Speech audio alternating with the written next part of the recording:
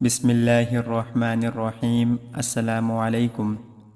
حضرت ابو ذر رضی اللہ تعالی عنہ کہتے ہیں کہ رسول اللہ صلی اللہ علیہ وآلہ وسلم نے فرمایا، اپنے بھائی کے سامنے تمہارا مسکرانا تمہارے لیے صدقہ ہے، تمہارا بھلائی کا حکم دینا اور برائی سے روکنا صدقہ ہے، بھٹک جانے والی جگہ میں کسی آدمی کو تمہارا راستہ دکھانا تمہارے لیے صدقہ ہے، نابینا اور کم دیکھنے والے آدمی کو راستہ دکھانا تمہارے لیے صدقہ ہے، پتھر، کانٹا اور ہڈی کو راستے سے ہٹانا تمہارے لیے صدقہ ہے، اپنے ڈول سے اپنے بھائی کے ڈول میں تمہارا پانی ڈالنا تمہارے لیے صدقہ ہے۔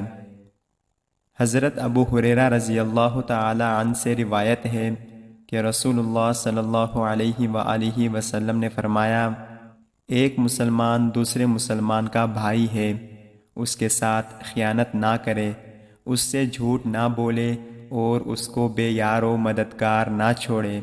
ہر مسلمان کی عزت، دولت اور خون دوسرے مسلمان کے لیے حرام ہے۔